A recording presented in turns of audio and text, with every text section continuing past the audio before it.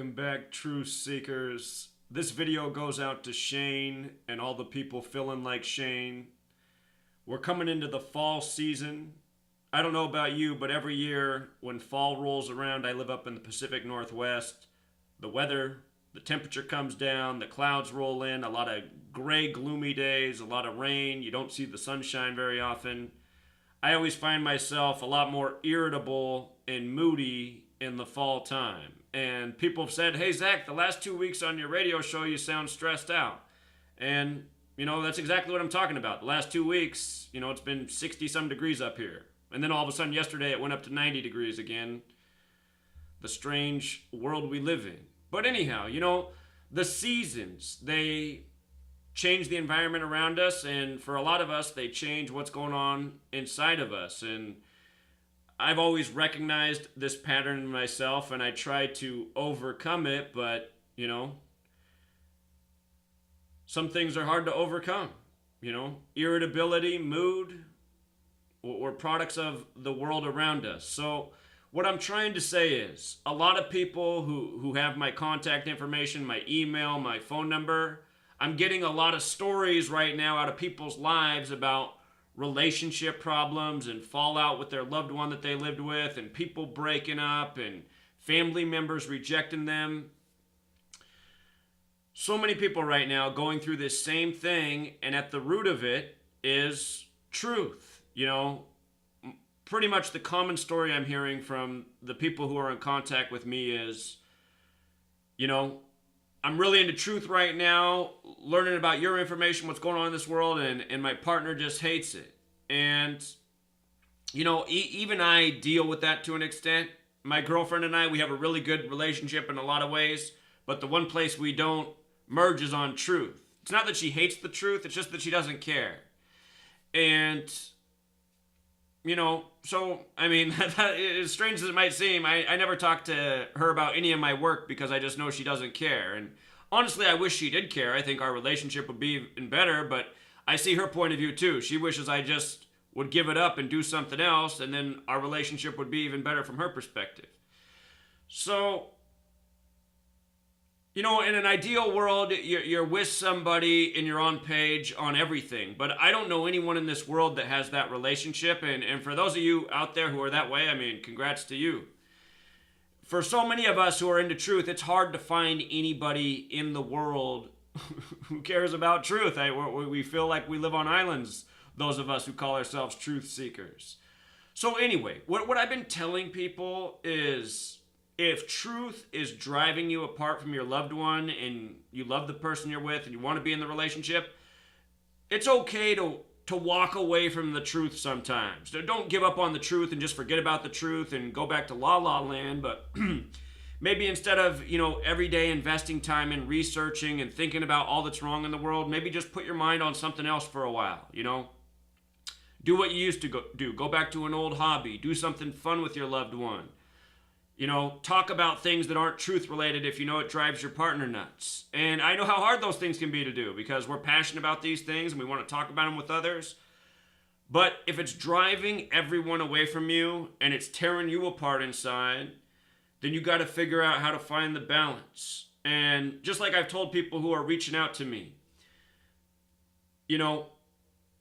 when I was in my early 20s, September 11th happened when I had just turned 18 years old, and I isolated myself from a lot of people after September 11th for speaking out truth. People just began to hate me for questioning 9/11 and pointing out everything wrong and what we were doing. And, you can imagine what I went through. Move out of the country then, communist, tinfoil hat, or just whatever, and pretty soon I realized, I just didn't even want to be around people. I just wanted to chill in a room, read some books, and that's what became of my life. I worked, I went to school, I played sports, so I was still around people.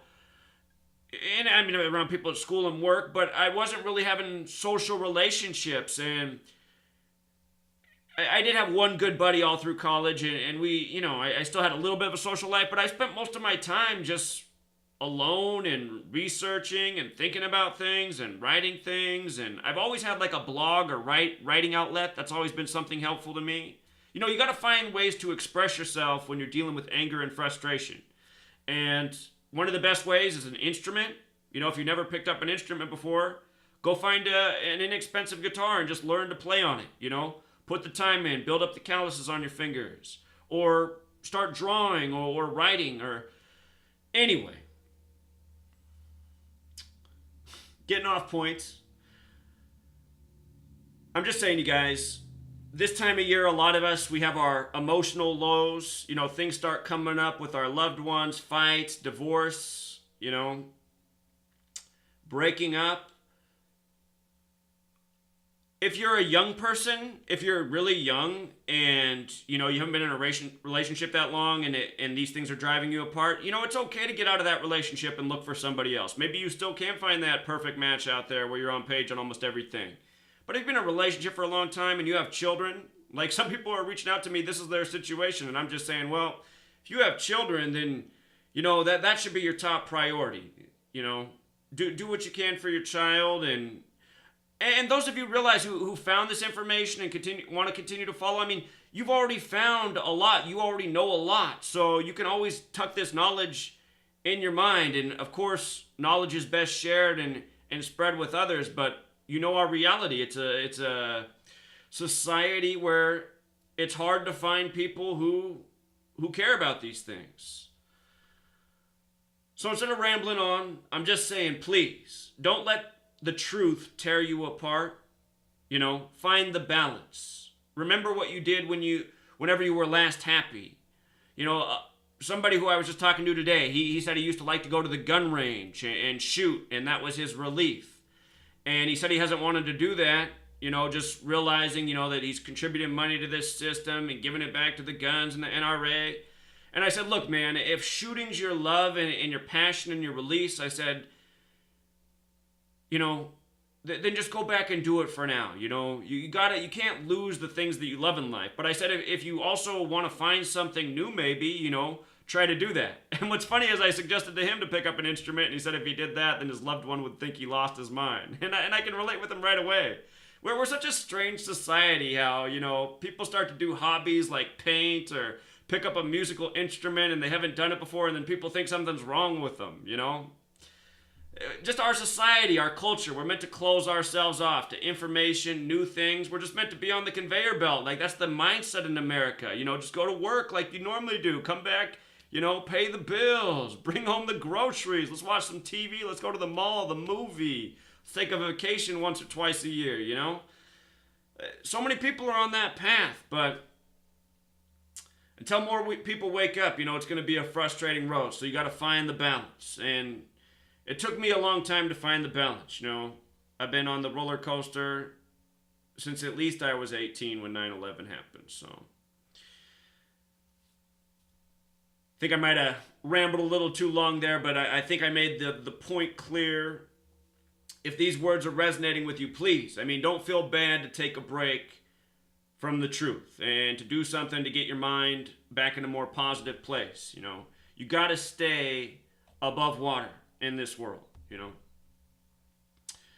And just on the subject of time, and since this is a gematria channel and usually I share some knowledge, this is something that's in the book, just talking about the greater significance of the numbers and letters and giving people real world examples of the mathematics behind the language. We talk a lot about the word time and how the whole code comes back to time. Think about T, the 20th letter in the alphabet. In gematria, the word time has 20, so does cross. And throughout history, the cross has been used to symbolize the 4 seasons.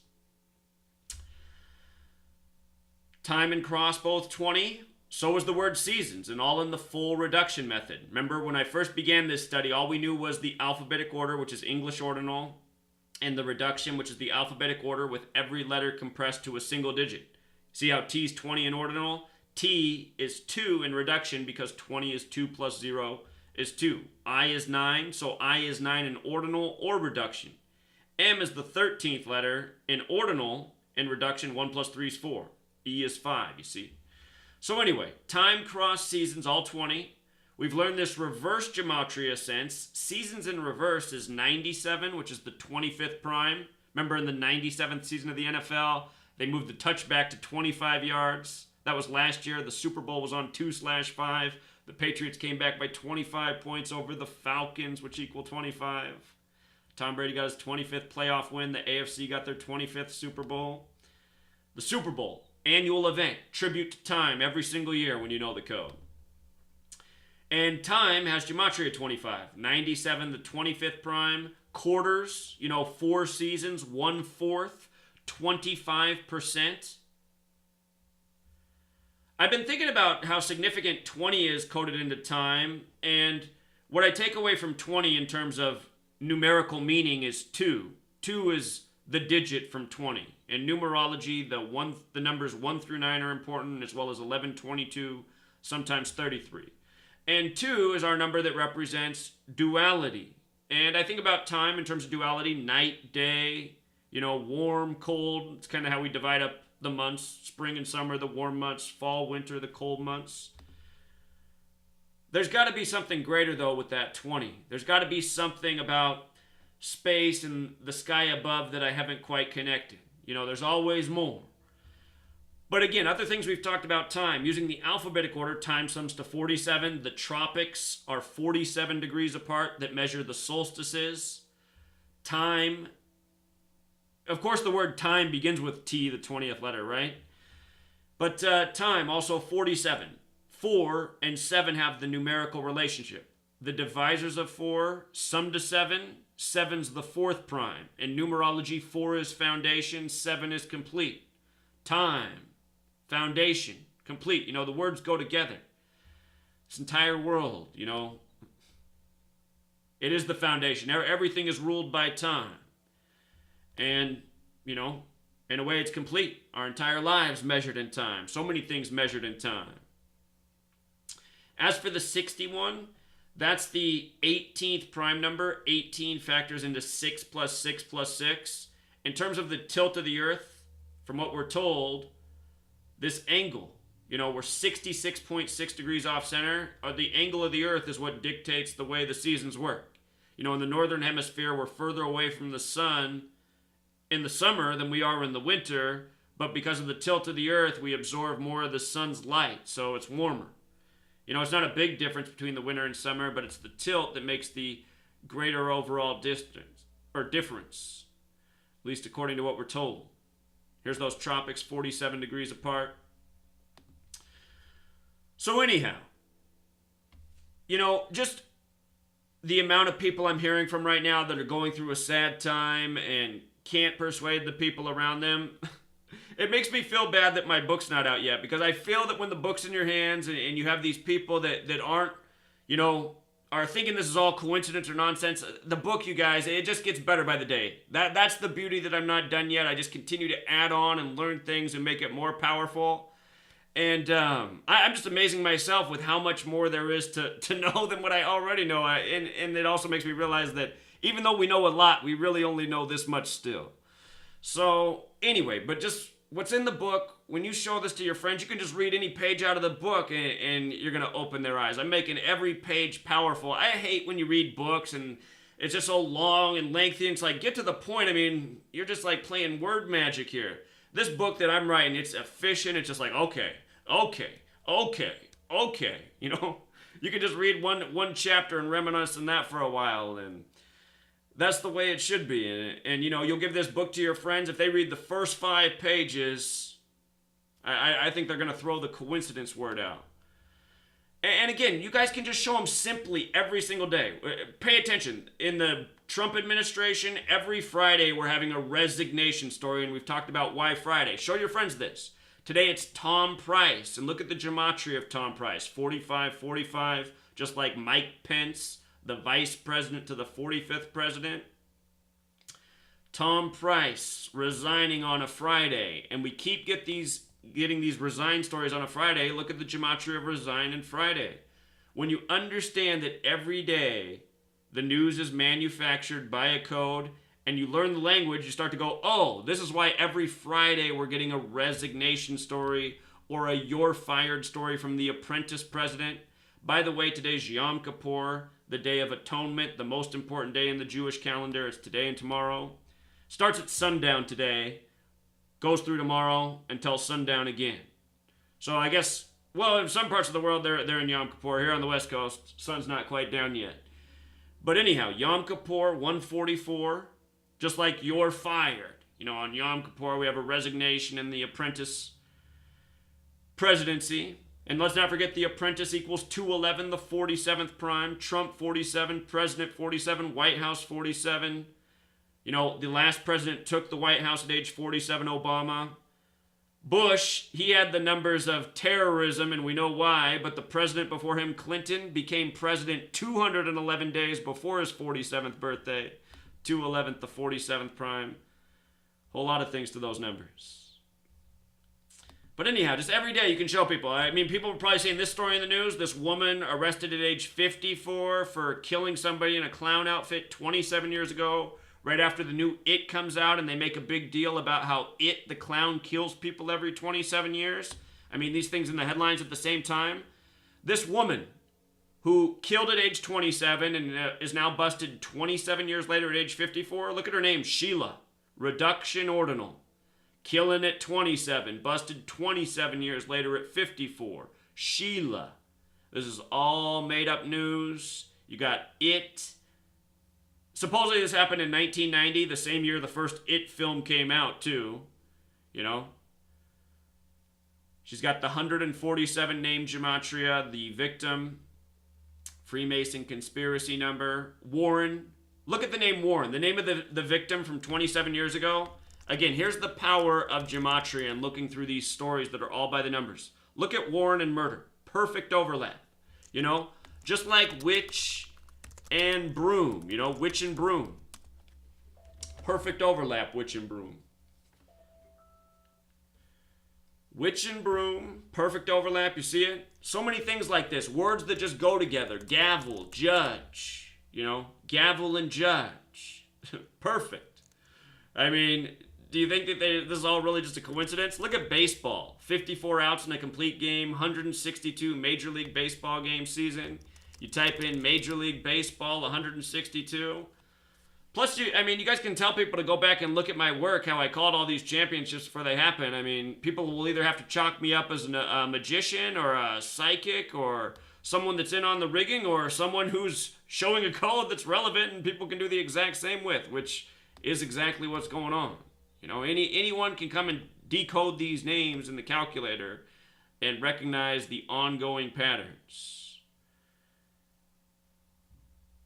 Killer's name is Sheila Keen, gematria 44, just like the word kill, plus just so many other things. But the 2754, you know, that's the main thing. 17 also kill. 35 Catholic. Comes right after headlines this. The creepy 27-year coincidence. The last It movie came out in 90, and this film, the clown kills every 27 years. Think about rock and roll in the 27 Club. The word ritual 27. And by the way, on my blog, I had a video up on this, but it was on one of the channels that got taken down, and I haven't re-uploaded it. It, the first movie, came out in 90 on the 322nd day of the year. 322, number of Masonry, number that has a lot to do with the Abrahamic religions and the ancient mystery religions. Skull and Bones, the Masonic Secret Society. They put out the trailer for this new one, and they made the trailer 2 minutes and 23 seconds long, and it comes out at exactly 47 seconds, the number that represents time. Last night in the football game, before it was played, I talked about how there was date numerology of 47 and the significance of the big G on the Packers helmet. Then they got a weather delay with the ball on the 47 that lasted 47 minutes long. You know? Weather delay equals 147, just like if you write out 47th. At the Brickyard 400 this year on July 23rd, 2017, a date with 47 numerology, there was an hour and 47 minute weather delay. You see? People don't know what age they're living in. You're living in a mad age. There's military technology to control the weather, to make lightning, flooding, tornadoes, hurricanes. All this stuff's existed since the 50s. We're in 2017. You know? But anyhow, this film, It, just so many things interesting about it. Came out on a date with 119 numerology, like All-Seeing Eye, like Vatican. Think about disappearing children. Think about the Catholic Church. They came out with the new movie on the Virgin Mary's birthday, the Catholic Church, the Virgin Mary, religion equals 89.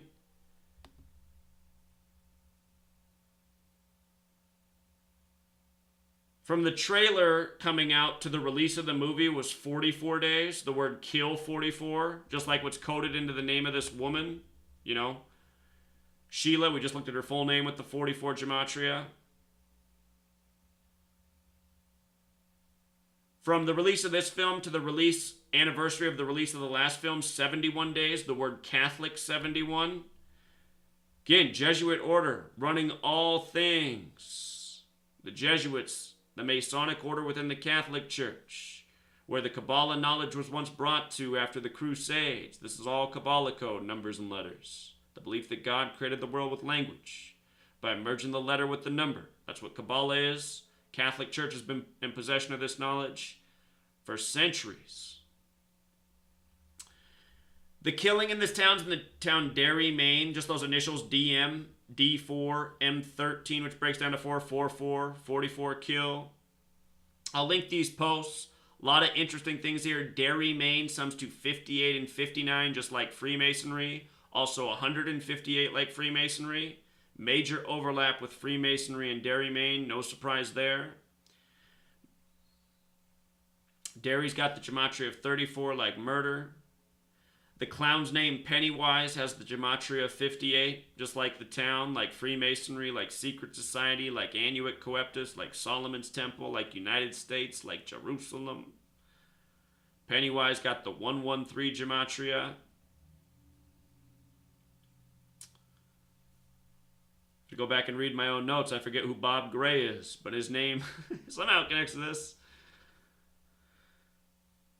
Anyway, I'll link the post. Just realize everything done from Hollywood to your movies, it all comes out from the same Zionists that all abide by the same Kabbalah code. Kabbalah is language, numbers, and the calendar. And you just see how every day manufactured by the code. Until next time, Truth Seekers.